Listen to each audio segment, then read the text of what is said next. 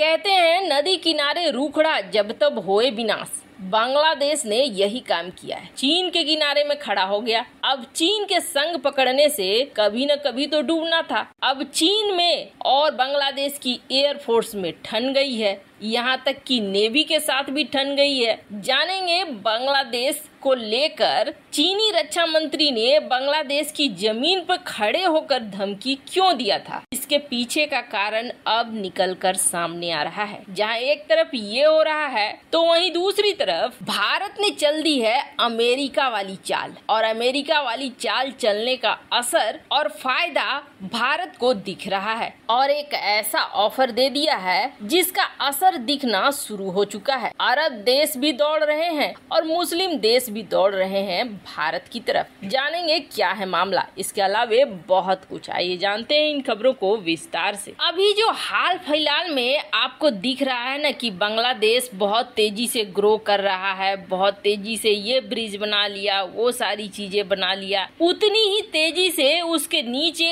एक खाई भी खुद रही है, और इसका खुलासा अब निकल कर हो रहा है। दरअसल एक बार बांग्लादेश पहुंचे थे चीनी रक्षा मंत्री, और जब ये निकले थे वहाँ से तो वहाँ पर उन्होंने अभी जमीन भी नहीं छोड़ी थी बांग्लादेश का, और कह दिया था कि बांग्लादेश अगर क्वाड में शामिल होने की कोशिश करता है तो परिणाम भुगतने होंगे। अब चीनी रक्षा मंत्री किसी देश में जाकर वहाँ पर इस तरीके की धमकी यूं ही तो नहीं दे सकता है। बांग्लादेश ने इस धमकी पर लीपापोती किया था, और लीपापोती करने के बाद बांग्लादेश की तरफ से आया था कि बांग्लादेश की विदेश नीति क्या होगी ये हमें चीन न सिखाए, और हम अपनी विदेश नीति पर खुद चलेंगे। लेकिन अब चीजें निकल कर आ रही है सामने कि किस तरीके से चीन अब बांग्लादेश को फंसा चुका है, और अगला नंबर बांग्लादेश का है। आपने देखा होगा हाल फिलहाल में बांग्लादेश ने भी कीमती चीजों का इंपोर्ट बंद कर दिया है। क्या बांग्लादेश भी दिवालिया हो रहा है, और इस वक्त चीन पूरी तरीके से हावी हो रहा है बांग्लादेश के ऊपर। इस वक्त आप देखेंगे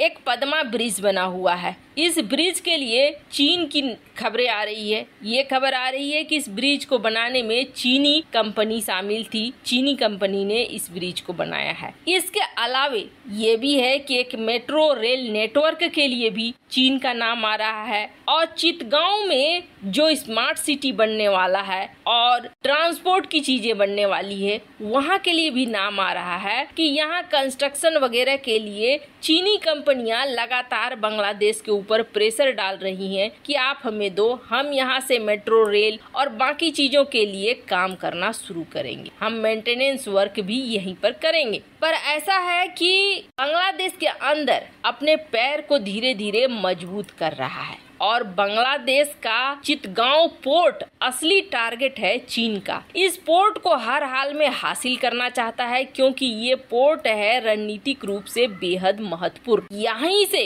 बांग्लादेश भी अपना पूरा एक्सपोर्ट और इंपोर्ट करता है, और ये बाकी दृष्टिकोण से भारत को टारगेट करने के लिए भी ये पोर्ट बहुत महत्वपूर्ण है, और इस पोर्ट पर चीन करना चाहता है कब्जा। और धीरे धीरे चीन बांग्लादेश को अपने इस जाल में फंसा रहा है।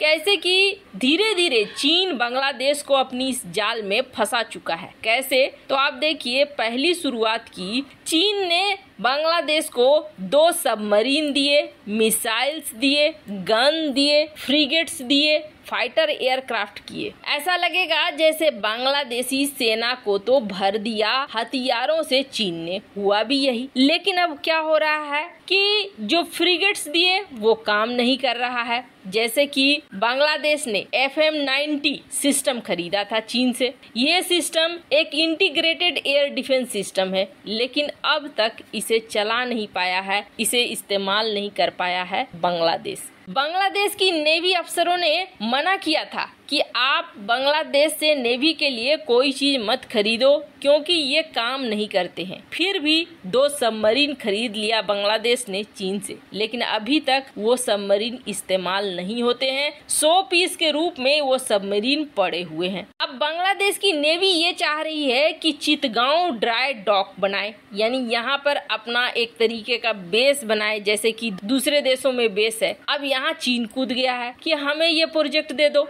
और बांग्लादेश इस प्रोजेक्ट को देना नहीं चाहता है। अलग बात यह है कि बांग्लादेश चितगांव प्रोजेक्ट को भारत को ऑफर करना चाहता है। ये चीज चीन को बिल्कुल भी अच्छी नहीं लग रही है। अब बांग्लादेश ने अपने आर्मी अफसर्स को, जो कि एयरफोर्स में है, उनको भेजा कि आप जाइए और जाकर ट्रेनिंग लीजिए चीन से ट्रेनिंग लीजिए और ट्रेनिंग लेकर अपने देश में जो भी मेंटेनेंस वगैरह का है काम करिए, क्योंकि चीन से बार बार रिक्वेस्ट करने के बाद भी, चाहे वो नेवी का हो या फिर एयरफोर्स का हो, चीजें नहीं आती हैं, मेंटेनेंस नहीं हो पाता है। इनके मेंटेनेंस चार्ज भी बहुत हाई है अगर हम चाइनीज टेक्नीशियन को बुलाते हैं तो। अब बांग्लादेश के लोग पहुंच गए। बांग्लादेश के लोग जब वहां पहुंचे, जो कि खास तौर पर मुस्लिम समुदाय के थे, यहाँ इफ्तार की पार्टी चलने लगी। रमजान का महीना था। जिन जिन अफसर ने इस ट्रेनिंग पीरियड से छुट्टी ली, उसकी सैलरी हो गई कट। उसके अलावे कहा यह जा रहा है कि चीनी ऑफिसर्स ने इन ऑफिसर्स के सामने ही पोर्क खाया, कछुए का मीट खाया, जो इनके लिए अपवाद माना जाता है। अब इसे लेकर चीन के साथ कई तरह के क्लेश भी नजर आए। यहाँ तक कि बांग्लादेश में भी जब कई प्रोजेक्ट कर रहा था चीन, तो चीनी ऑफिसर्स और बांग्लादेशी लोकल में भी झगड़े हो रहे थे। इस झगड़े में तो एक बार ऐसा हुआ था कि पुलिस को फायर करना पड़ा था, जिसमें कई लोकल मारे गए थे। और ये खबर लगभग कमोबेश हर प्रोजेक्ट से निकल कर आती है। पद्मा ब्रिज प्रोजेक्ट में भी यही खबर निकल कर आई थी और चाइना रेलवे में भी यही खबर निकल कर आई थी कि लोकल के साथ चीनी लोगों के मारपीट हो रहे हैं। लेकिन समस्या ये है कि ये तो साफ दिख रहा है बांग्लादेश धीरे धीरे कर्ज के जाल में फंस चुका है चीन के अंदर खाने। बांग्लादेश ने कई बातें दुनिया से छिपाई, लेकिन सच्चाई ये है कि बांग्लादेश पर धीरे धीरे कब्जा जमा रहा है चीन। खैर, जहां एक तरफ ये सब कुछ हो रहा है, तो वहीं दूसरी तरफ बांग्लादेश और कई ऐसे मुस्लिम देश हैं जो इस वक्त भारत से